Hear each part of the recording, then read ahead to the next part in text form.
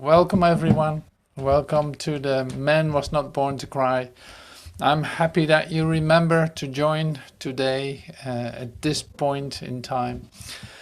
So I want to wish you a very happy new year. Great that you're here, that you made it, and that we can start again with The Man Was Not Born to Cry. For one thing, it's like that's so great to start off with this. And today there's also a great chapter that we use, Rising Above This World. It's favorite subject. It's a great idea that Joel will share with us today. So that's really lovely. Yeah, so how's everyone? How are you doing? Are you good? Are you not good? Are you wonderful? Are you don't you care? Or who knows what? It can go in all directions. So there's a real looking at I today. This is still in the second segment of the meetings that we have. So it's individual experience. And next week we will start with the I as I am part. But now we're still in like, how is the transition into a new experience of ourselves? How does that work? And today there will be like we look at the false sense of I, letting that go. That's for one thing. So that's the second part of this meeting that we have. And then the first part is the meditation. So the meditation comes from the tape. I don't know if you watched it. It is the tape like 142B, The Nature of Error in Another Form, which is, it should be in correspondence with the chapter Rising Above This World. And so we use that, parts of that, which is a really great part, because Joel will tell you, it's like, no God will do this, no God will do that, God will not do that, and God will not do that. So a God that has no power to judge evil and good, and to, all of this, like all the duality, God does not know about. And that is a whole different God that you're used to. So this is one of the parts in the talk where the participants actually have a good laugh about what Joel is saying. And I thought it was a great start for this new series, new year that we're in. And starting off with a beautiful meditation contemplation of Joel Goldsmith. And it's like face to face with reality. That's the title of it, Face to Face with Reality. Now this is confrontational. It always is. If you hear what it says, it's always completely confrontational, because as a human being, as an idea of a false sense of I that you grew up with and that you see reflected in a world that you're seeing, has everything to do with the denial of that. So it's confrontational, which is so wonderful. So this time that we spend together is to see that it doesn't end, but there's an actual next step, a new experience that is being offered to you. But you gotta leave something behind, something that was false in the first place, was not anything. And the confusion on a daily basis with this sense of I is enormous. Whether you do this already 10 years or whether you have great experiences, you still might have this confusion, coming into your awareness from time to time without even noticing it. Like, how many times do you use the word I? And this is what you see. It's like, it's a normal way for you to communicate about what you call yourself. So in that, mostly is a false sense of self. So there you go. That's why I say, like, okay, this meditation too is confrontational in the sense that it's clear and it leaves no space for an idea that is not, say, created by God. So this is where we step into, and yeah, let's start with that. I'm going to share on my screen if I remember how to do it. It's been a while. First you have to die yourself, now we're going to kill God.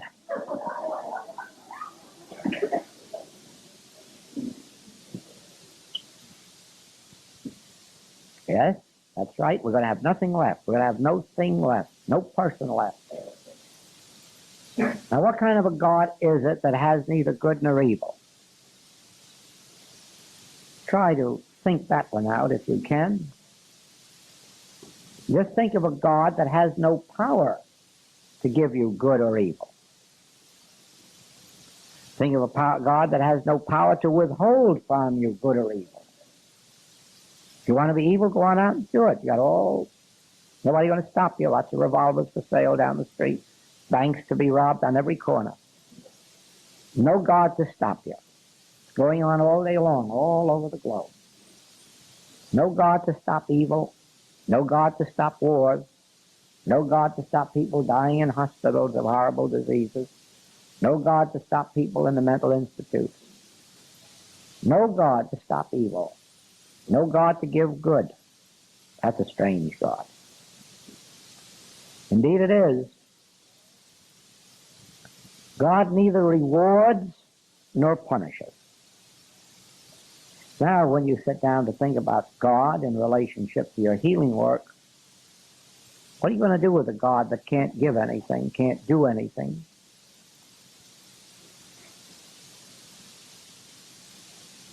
God can't give life. God can't give death. God can't withhold life. God can't withhold death. God is spirit and nothing else.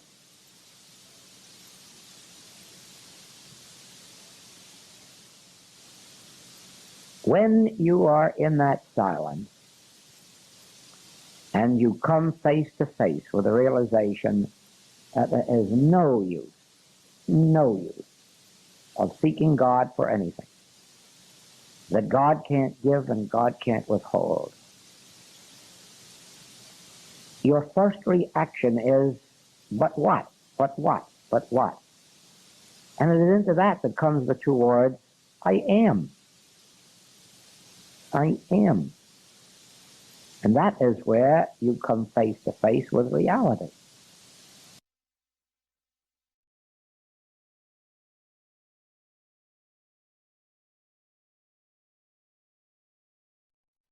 Wow. Wow.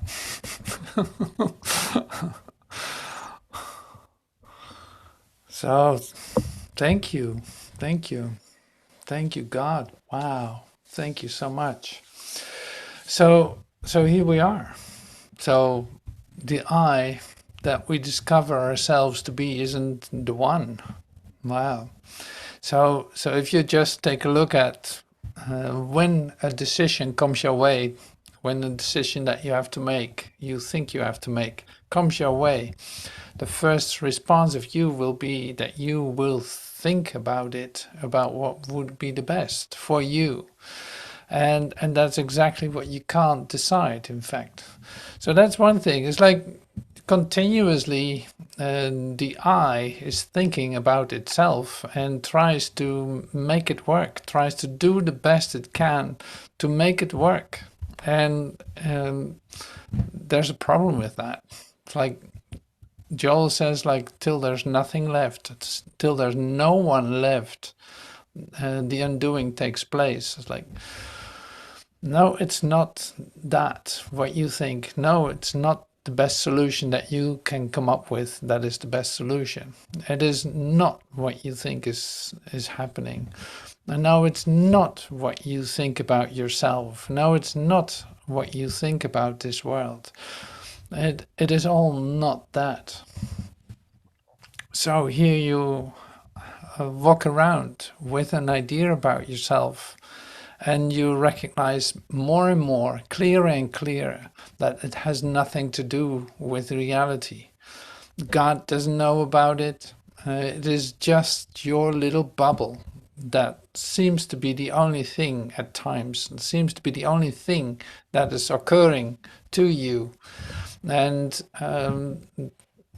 now you say like, yeah, okay, so what next then? Or how do we do this? And Joel brings us back to two words like I am. That's great. But how do can I get there? It's like, no, you can't. You cannot get there. No, it's impossible. So you don't know how to get out of yourself. Like, it's literally impossible to think yourself out of yourself. And of course, you know this. You have heard this many, many times. But it's good to be reminded of it, because if you look at how much time you spend with considerations regarding yourself, as you see yourself, then this figure that actually has no reality gets a whole lot of attention. And there's a reason for that you do that. There's a reason why you give yourself, as you see yourself, so much attention. And that's one of the like mystical jewels that come to you when you start to face reality, as we see also in the meditation. Like there's a real thing happening. Now, I'm not going to say what, of course. So the other thing that I want to bring in first is then this idea, and I don't want to lose it because I might lose my train of thought. But it is great to discover with me how this works, which is actually impossible to teach. Like the thing that is so in your awareness as an entity of your, the you that you call that you call I, that thing is so in your awareness that like I said, it cannot shift into something else. Like it is literally you can say it like this. Maybe this is the easiest way to get somewhere, is like, how would it be to do a day without this I that I know so well, but isn't actually me? Like, how would it be to be a day without that and not having any considerations about it? Like, how would that be? Now, you quickly discover that this I, as you know yourself, in the human sphere of things is like, it is not a perfect being, let's say it like that, right? So it makes mistakes, it miscommunicates. I'm just speaking for myself, of course. I know that you communicate very well, but it's like, it doesn't communicate well. It doesn't even know what communication is. It tries to set up a value system that changes. It gives a definition of itself that changes maybe every 10 minutes. If you look at yourself it's like how you look at yourself, how you describe yourself, you could say, that can shift easily every couple of minutes. Like, no, that's nothing for me. I like it this way, and no. And the next moment you will say the opposite. And you're okay with that. So it's like this figure is multifaceted with contradictions. Am I saying that right? It's like, do you recognize that? Like, it's in a certain sense a sorry figure, because it seems to be walking on a world. It seems to be, defending itself continuously. It seems to have to defend itself because it thinks it is attacked, and it is all kinds of things are coming its way, like information and all this. So it lives in a very dangerous place where there's change all over continuously. Like, there's no day the same. There's no constancy in it whatsoever. Now, this is great. So, in our transformational process, you could say, this might sound a bit like not so friendly if I say it like this. It's like up to the point that you have an experience of something else. In fact, nothing has occurred yet.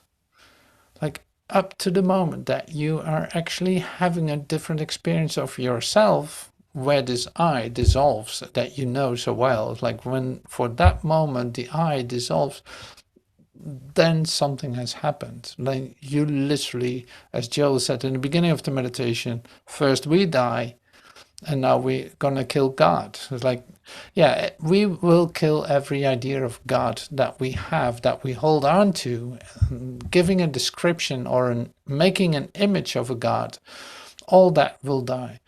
So also your ideas about yourself will die in that sense too, because it has no life of itself. So it has to be maintained, and that is where you spend a large amount of energy and time in during your day to confirm the misidentification. Actually, it's like to confirm the I that you are defending.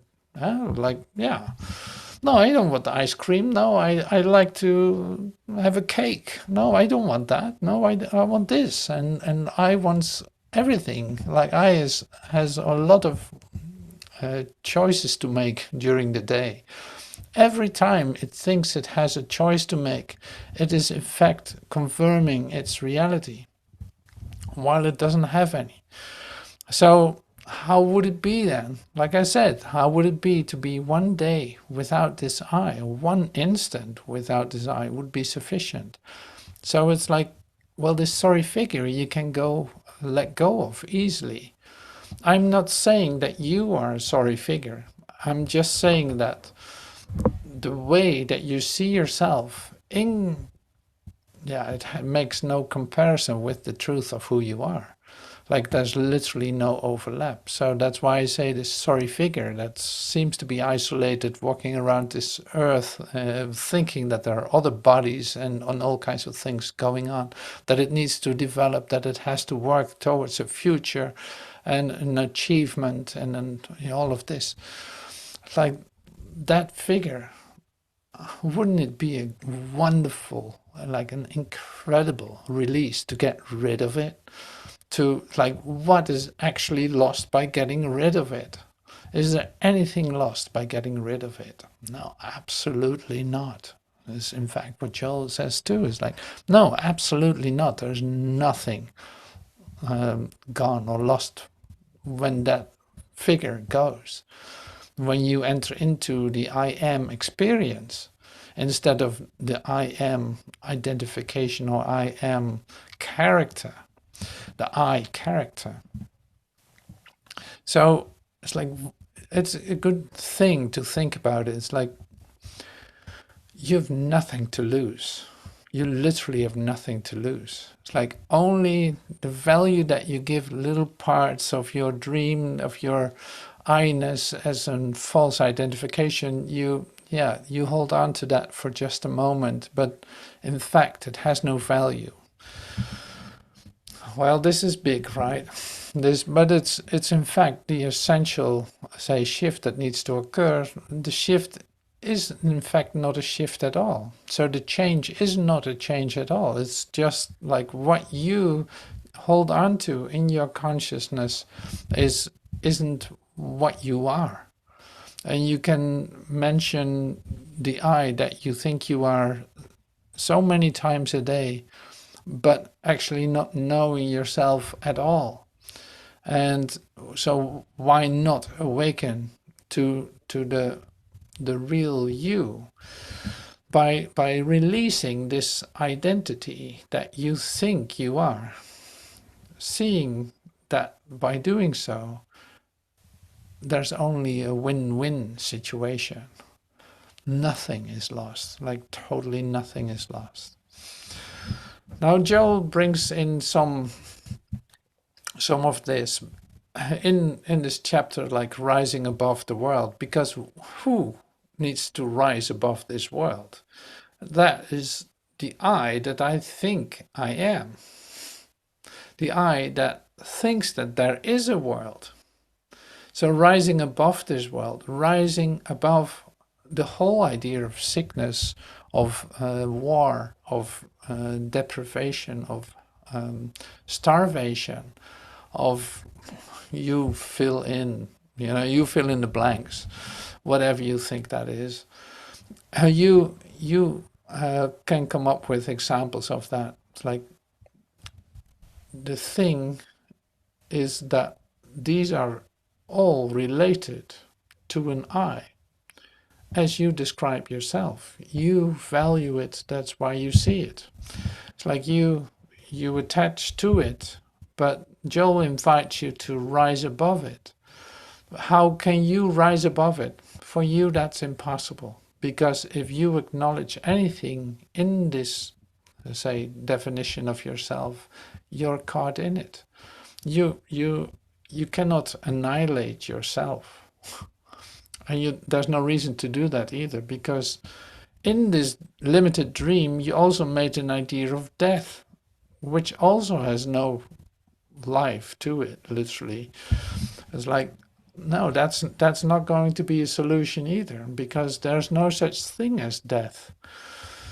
So, but you as an I, you as an I misidentity, absolutely think there is such thing as death, and you're preparing yourself to not fall into that and to not let that happen, at least not for a couple of years or something like this.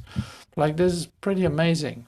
So all that whole scenario is going to be replaced, and is replaced as we speak. It is already replaced in a whole bright new moment we call now, or presence, or like, this is the only thing that is real about your experience of yourself, the now. Okay, so I want to bring in what Joel writes in the book, and it's going to support what I'm sharing. So I will share this with you because we also want to listen to Joel a little bit. So I'm going to share a screen with you, and you see that I'm already busy preparing that, with 4 questions, just questions, but not just questions. So rising above this world. So where's that world happening? Yes, indeed, it's happening in you. It's not anywhere else. Individual experience of this world. Now we have 4 questions. So the talk that we're listening to later on is 142b, which is the nature of error in another form.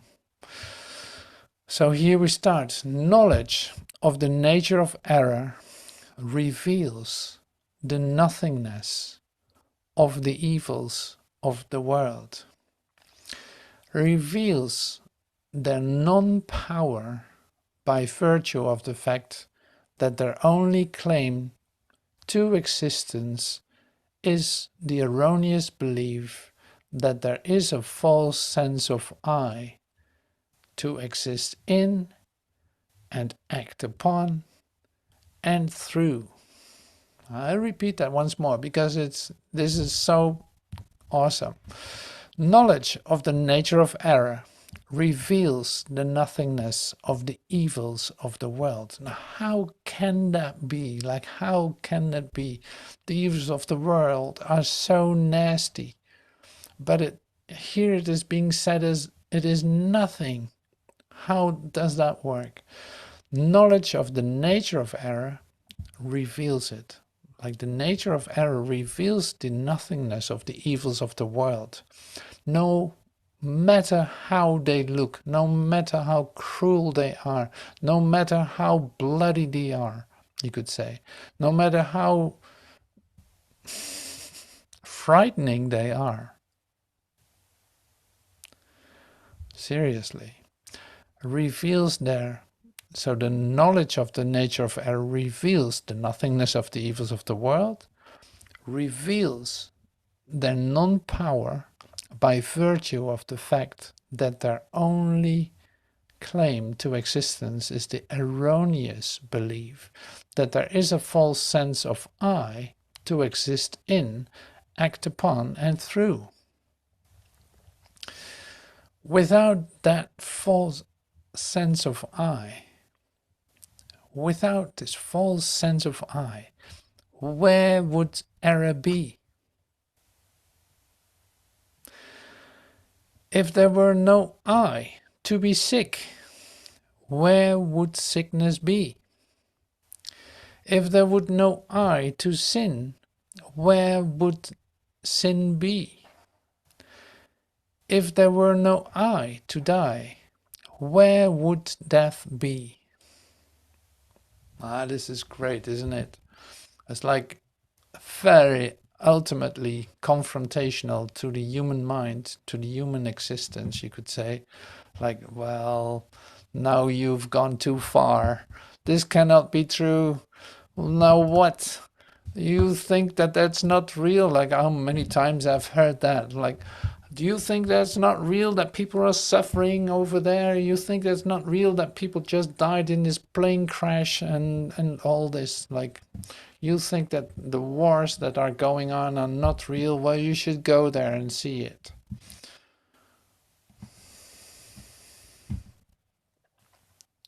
So Joel says it here still in a question. Like, I bring him back up for just one more time, because like, if there were no I to be sick, it's like Joel still mentions it as a question, but I'm going one step further today. Like, there is no I. There is no I. There is no thing that can become sick. There is no thing that can be lonely. There is no thing that can be diseased. There can be no I that is diseased. There can be no I that has a lack or a limitation of some kind. It's like totally impossible.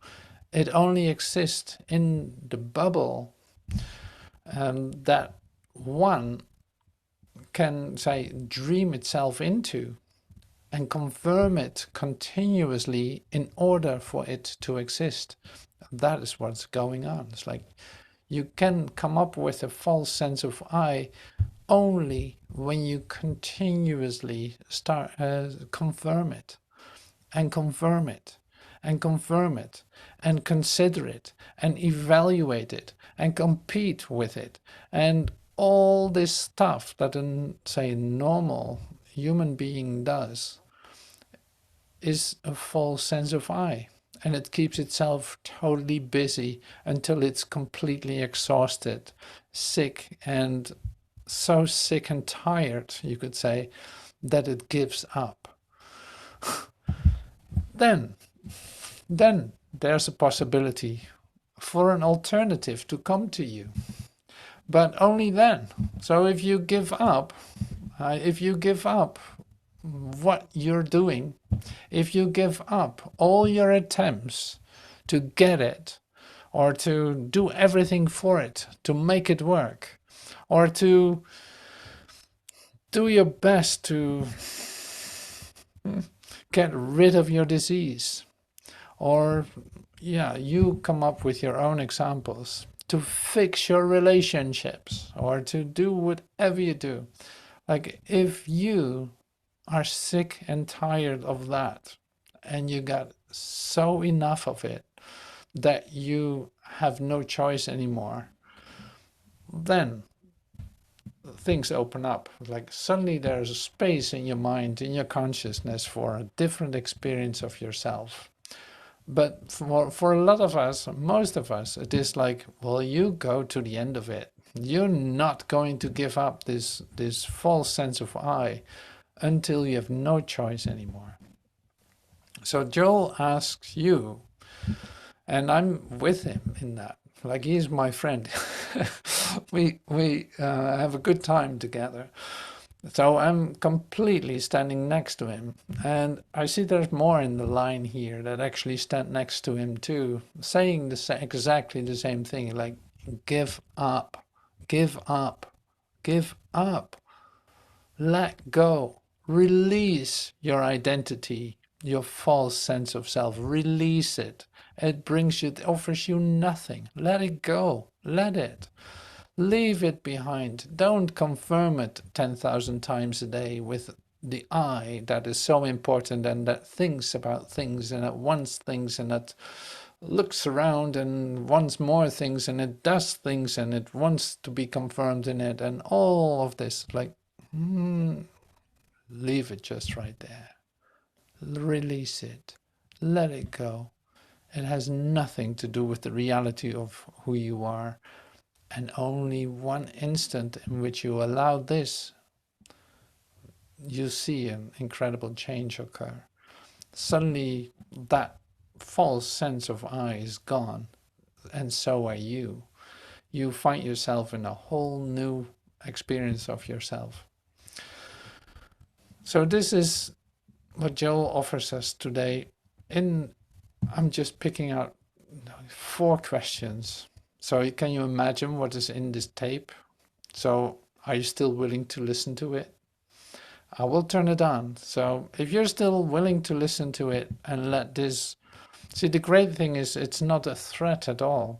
So if you get the hang of this, that it's so great to get rid of yourself and not be concerned about yourself as the I that you think that you are, then you immediately sink into a different experience. And then every time that you hear it or read it, you see that it confirms your true nature instead of the nature of error. So that is what's so exciting about this. It's like continuously it will be confirmed. Yes, yes, yes. And you start to feel that continuous direct communication with your creator and with everyone included at the same time. Here it is. Here's that communication, and it takes you out of your limitations. It takes you out of any idea of disease, disaster, or death, because that is not what is your reality. So there's really nothing to lose. There's only nothingness to lose, and nothingness is nothing. So with that, let's listen to Joel, and he will just bring it on for us and give us everything that we need to hear in this very specific moment in time. So please join me in listening to the tape that we're going to listen to today. Tape 142b, like the nature of error in another form.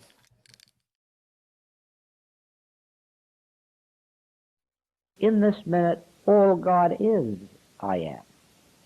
In this minute, all that the Father hath is mine. To him that hath shall be given. From him that hath not will be taken away even the little that he hath. So any attempt to get more than you have now is going to fail, because all that God is, I am, and all that the Father hath is mine. But acknowledging a lack is going to demonstrate a lack. Do you not see that anything you acknowledge, that is what you must demonstrate? Anything you acknowledge, you demonstrate, because you can only demonstrate what you acknowledge.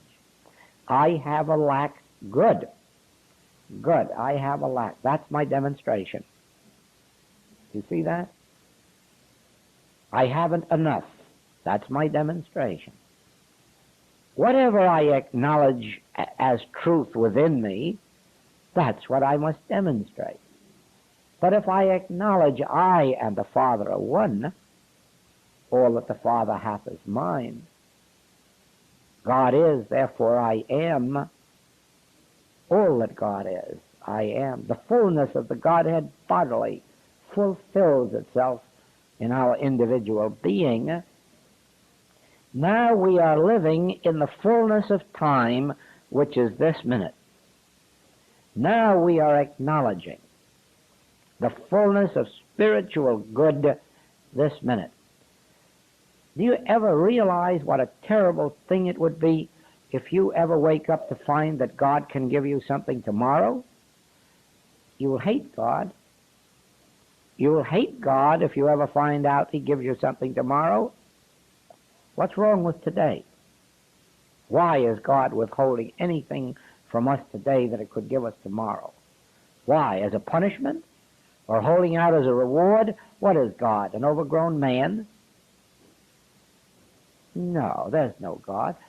You are told in the Infinite Way writings that if you knew the nature of God, you would need no other teaching. And that's true. It is only in the degree that we are entertaining orthodox concepts of God that we are what we are. And I might repeat this to you. According to the census, there are only 7 million Hebrews in America. May I tell you that there are 150 million? There are very few. There aren't 7 million Christians in America. All the people who belong to the Christian church follow the Old Testament, and they follow it more than they follow the New. They believe in an eye for an eye and a tooth for a tooth. They believe in loving their friends and hating their enemies. They believe that God is powerful enough to come along and destroy all their enemies. Jesus never taught that. He taught loving them and forgiving them. It's the Old Testament that talks about destroying them. You don't destroy your enemies. You destroy your concept, your own concept of enemies or enmity. Most people are living in that Old Testament. Sins of the fathers are visited on the children, so they accept heredity. The other religions are all wrong. Let's go out and kill them and take their property and their women too. That's all part of the Old Testament. None of that has anything to do with the New. The New Testament is a testament of love, of forgiveness. The New Testament is a testament of being equal in compassion with friend and foe. That isn't taught in this country any more than it's taught in any other country. Nor is it lived in this country any more than it is in any other country, except by those individuals who can understand a bit of mysticism, who can understand that all of the errors of our so-called enemies are the product of ignorance. They act the way they do because of ignorance and fear. Therefore, you have to say, Father, forgive them. They know not what they do. No.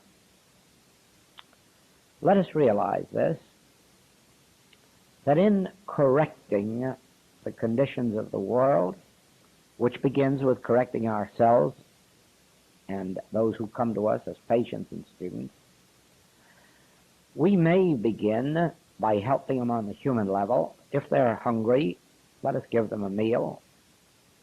If they're naked, let us clothe them. Let us do our little bit in that direction. But let us take the next step of helping them with truth, even though we begin with the letter of truth. And let them be helped as far as they can be helped with the letter of truth until we come to the place where we realize the greatest help is not in the silver or gold that I can give or the good thoughts that I can give, but in the actual demonstration of the Christ. Now, sitting in the presence of severe sin, alcoholism, drug addiction, sitting in the presence of a deadly disease, sitting in the presence of a person in torment because they cannot find their inner spiritual peace, then is the time for rehearsing within yourself the truth that you know. until you finally arrive at the Master statements, my peace I give unto you, but not as the world giveth. I have a meat that the world knows not. Now just think of the depth of that. I have meat the world knows not. The world knows all about the truth in the Bible. The world knows all about the truth in the metaphysical and spiritual books. The world knows all the truth that's ever been known to mankind, but I still have a meat beyond that. Now what is that? I have a bread that is beyond anything known to human sense. I have a wine that doesn't intoxicate, it inspires. What is that? And ask yourself in that deep meditation, what is the bread of life? What is the wine? What is that meat that the world knows nothing of? I'm of the world, so I know nothing of it. What is this meat that I know nothing of? What is the peace that passeth understanding, that no man can understand? What is a peace that comes to one from no outside source? It doesn't come because we find money in our stocking. It doesn't come because we are all of a sudden given the Medal of Honor. It doesn't come because someone has made us president of a university or of a nation. What is the peace that comes from no external rise, that has no reason? And you get your answer. Every other good that comes to us comes through some outside circumstance or condition or some internal knowledge. But now what is it that doesn't come to us through a piece of literature or a piece of music or a piece of poetry? What is it that does not come to us through a better meal or a better companion? What is it now that can be called my peace? Not as the world giveth, my peace. Then you'll come to the jumping off place. And at first, when that moment strikes you, it will more than likely be as if you were falling through space. You're falling at such a rapid rate that there's no hope for except to come out in China. And you'll want to reach out and stop your fall. And some people do. It's a grave mistake. Be satisfied. Fall all the way through to China if you have to. Fall and break your neck if you have to. Don't be afraid of what's happening. You're in the hands of God. You're being taken out of material sense into spiritual sense, and don't care what happens to you. It is like going on a journey without purse or script. What's the worst can happen to you? You can starve and die. That's the worst. That's the worst. But life is eternal, as you already know. So it may be a marvelous thing to go on and see what the next experience is like. I may only be talking to you because of my wings. I love to travel. I don't mind what the next country is going to be like, or the next state, or the next experience. And the reason is I'm sure already that I'll be there to witness it. That I have learned, that I will never leave me nor forsake me. That I will be with me here or there, up or down, heaven or hell. I will be there. And if I'm there, there'll be something to see. Something new, something different. In the end, something good. Because I have already seen evil, and I have seen how it can be transformed, transmuted into good. So any temporary sense of evil doesn't frighten me, because there is always a continuous unfoldment into the higher atmosphere. It makes no difference where we are in consciousness at this moment.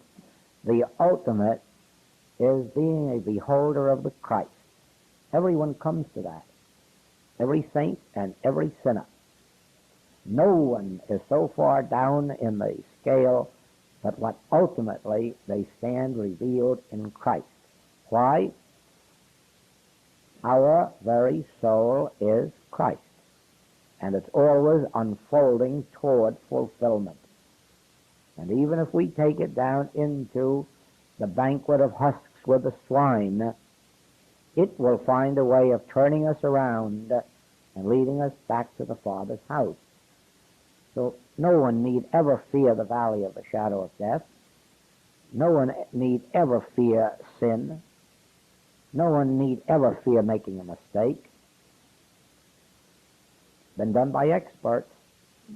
But there is always a way out, because God is the nature of our soul, and it is always unfolding itself in us. I haven't any doubt that at some time or other we were on earth as cannibals or wild men or women or something other than we are now. And I don't think that we're much above that right now. As humans, I hardly, from my observation, would call what we're living in a civilization, where people destroy each other with the most horrible weapons they can find, where every church on earth is fighting with every other church and trying its best to destroy it, defame it. Everyone is doing it. I don't have to call your attention again, do I, to Evanston, Illinois last year? Bishop standing up at the beginning of the conference saying, we have come together because we hope that this conference will iron out differences between the Protestant churches, and then closing the meeting by saying the differences are deeper than when we began the meeting. Or the opening of the same conference in Honolulu in September, with the bishop saying there are two enemies in America, alcoholism and Roman Catholicism. Do you think for a single minute that's civilization? No, that's not civilization. We have a veneer. The minute you scratch a little beneath it, you'll find the tartar. But God is our real identity. Christ is our real selfhood. And it is only a few hundred years, just a few hundred years, since we were all serfs, all slaves, with nobody over us except either a religious tyrant or a king, queen, baron. And then we came to this country and we had some economic barons. No, we have all, it's only a short while since we were all living in ignorance. It's only a few hundred years since we've had a printing press to bring a little enlightenment to the world. So we haven't come far out of civilization, but we're coming to the ultimate of Christhood. We're coming to the ultimate of Christhood because Christ is our true identity, but it has been hidden in these layers of mortality, in these layers of humanhood, and we're shedding them. We're shedding them like the Hindu illustration of the onion. Little skin by skin, almost invisible at first, until we come down to the nothingness that we really are. In our work, we're making rapid progress toward it because we're starting with the acknowledgement that we're nothing, and we're being given a wonderful opportunity to prove it. Since we've accepted healing, we get to the place where we really find we're nothing and have no healing power. And so we're compelled to reach that place of complete no-thingness within our own being, where we are a state of receptivity. Now that's our ultimate being as humans, a state of receptivity. Almost, you may say, a vacuum, into which rushes the realization of our true identity, after which we look out and say, not I, not I, not I. Nothing for me. I seek nothing for me. Ask for nothing, pray for nothing, desire nothing, because I already am. I am living. I am about my Father's business. I am cared for. I am. There's nothing more for me. And that I dies. That's the only thing that's ever been in our way. is the word I that needs food and clothing and housing and companionship. And you see what happens in the metaphysical world. Our first teaching is to demonstrate more and more of something for that same I, to perpetuate the I that should be dying. So we get more supply, or we get more companionship, or we get more home. For what? For the I that should be giving itself up and surrendering itself to its spiritual identity, to its spiritual home in God, to its spiritual companionship and communion. Nothing of the earth is taken away from us. It just is supplied to us each day as it is needed without taking thought for I. Now, as long as I believe that I have a good understanding, or that I'm spiritual or endowed with spiritual power, in that degree I am just as much building up my ego as if I were trying to demonstrate automobiles or houses or yachts. I'm merely trying to build up an ego of selfhood. But in the moment when I lose all sense of desiring to demonstrate anything, in the realization I am, that's the end, that's the ultimate. I am. Where do I go from there? I already am. In this very moment, I am. And then let that truth, that Father, clothe us and feed us in whatever form and whatever way is necessary at the present moment. And it will be a changing way. It won't be static. We won't be fed the same this year as last year. We won't be clothed the same. We won't have the same taste for food. We won't have the same needs or requirements.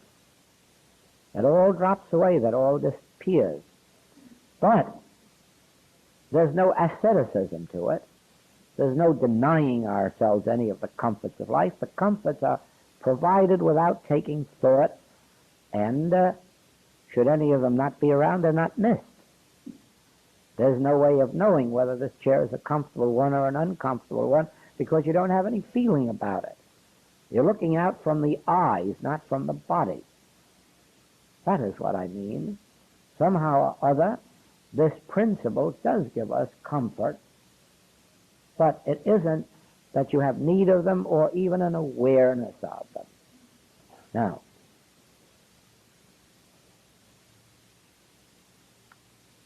number 2.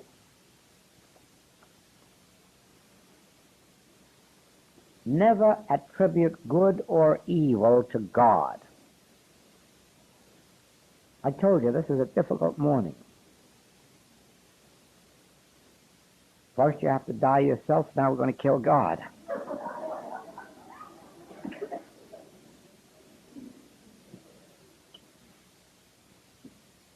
Yes, that's right. We're going to have nothing left. We're going to have no thing left, no person left. Now, what kind of a God is it that has neither good nor evil? Try to think that one out if you can. Just think of a God that has no power to give you good or evil. Think of a God that has no power to withhold from you good or evil. If you want to be evil, go on out and do it. Nobody going to stop you. Lots of revolvers for sale down the street. Banks to be robbed on every corner. No God to stop you. It's going on all day long, all over the globe. No God to stop evil. No God to stop wars. No God to stop people dying in hospitals of horrible diseases. No God to stop people in the mental institutes. No God to stop evil. No God to give good. That's a strange God. Indeed it is. God neither rewards nor punishes. Now, when you sit down to think about God in relationship to your healing work, what are you going to do with a God that can't give anything, can't do anything?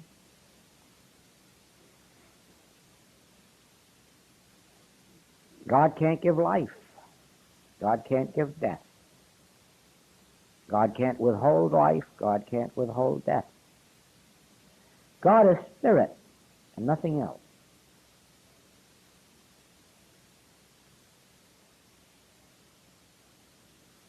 When you are in that silence and you come face to face with the realization that there is no use of seeking God for anything, that God can't give and God can't withhold, your first reaction is, but what? But what? But what? And it is into that comes the two words, I am. I am. And that is where you come face to face with reality. You can't want anything from God. You can't need anything from God. God couldn't leave us in a state of incompleteness. But it isn't good and it isn't evil. It's being. It's immortality. It is eternality. It is completeness. And it already is. And I already am. And he, she, or it. It's the same thing. Seeking health for a patient is like saying, God, you're withholding it. Come on, give up. That isn't true. God is not withholding anyone's health, and God cannot give anyone health. I am. I am. I will never leave you nor forsake you. I was with you before Abraham. I already am. I will be with you to the end of the world. I is here. I is God. What are you seeking? What are you seeking? Where are you seeking it? I already is. I already am. That's what you come face to face with when you give up thought. Truth reveals itself when thought stops. Truth reveals itself. Thinking, you can only think about that which you already know or that which is already known. But truth reveals itself out of an infinity of newness, not yesterday's manna, not yesterday's truth. Truth reveals itself in freshness, vitality, power. But usually with the realization, why, I already am. What am I trying to do? Be different in the next minute that I was in the last minute? I already am. Now, that brings us to the most difficult part of our work. Out here, you are confronted with appearances of evil, and your natural instinct is to want to see them good. And in the spiritual life, you've got to stop it. You cannot desire to exchange evil for good. You have got to deny the evil and the good, so that you look right down the middle to the spirit. Neither evil nor good, but spirit. Neither this nor that, but spirit. You see, my kingdom is not of this world. So if you can turn a bad heart into a good one, you're still in this world. If you could get rid of an ulcer, you're still in this world. If you could have a good digestive system instead of a bad one, you're still in this world. But the spiritual kingdom is not of this world, nor is it made up of good or of evil. It's made up of eternality and immortality and light and life. So that when you sit down in your healing work, you have to discipline yourself. Not this and not this. I don't want to see a change from this to that. 104 fever, 102 fever, they're the same thing. 99 and 2/5, same thing. One becomes the other today and the other becomes another tomorrow. That isn't it. My kingdom is not of this world. Our healing work is not changing fever to a normal temperature. Our work is not moving lumps. Our work is not changing physicality. Our work is realizing Christhood. The realization of Christ destroys the material sense of existence. But this is what I bring to your attention.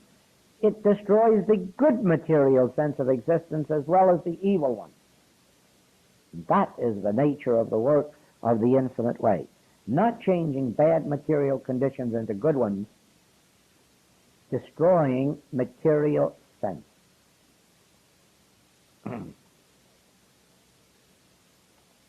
Hasn't every war come to an end throughout all time? And we had peace, then another war. Peace was only an interval between wars. Hasn't every sickness come to an end and resulted in health until a period of transition which everyone experiences? But we always go from health to sickness and sickness to health. Health is just really an interlude between sicknesses. That's all it is for the human race. Now then, that isn't our goal to be doctors. That isn't our goal to patch up people's bodies or pocketbooks. This is not saying that there's anything wrong about that. There are different ministries. I'm talking about the infinite way, which is the ultimate. The infinite way is not a healing process. The infinite way is a revelation of Christ, or if you like, a revelation of Christhood, or a revelation of spiritual identity. Now do you see why that just taking thought isn't enough? Why thinking right thoughts isn't enough? Why turning your lack into temporary abundance isn't enough? Why turning your immediate sicknesses into health isn't enough? No, it doesn't go far enough. Our work is the attainment of Christ realization, in which material sense is destroyed. Now, when you sit down to do your healing work, instead of thinking of a sick patient whom you want to make well, a sick body that you wish to change into health, sit down and realize Christ. Sit down and brush aside the temptations on both sides to think good and to think evil, and keep yourself in line with spiritual realization. Even when the thought of good health comes up, say, what of it? What of it? It isn't good health I'm trying to demonstrate. It isn't good materiality I'm trying to demonstrate. It's trying to demonstrate Christ. I'm trying to realize spiritual identity, spiritual selfhood, the reality of things. Do you see that? That is where we come in. Oh, we're going to just have to build new tapes if they keep running out on us like that. Okay, so is anyone left? Thank you so much for joining today in this incredible opening of this year. It's like, well, we heard it all already. Now we have still to do a whole year? No, of course not. No, this was it. So this takes care of it. So thank you so much for joining today. It's so beautiful. Thank you so much. So great to meet you here in this light of recognition. Have a wonderful day, the rest of your day, and see you soon, or not so soon, or see you exactly in the right time, that's for sure.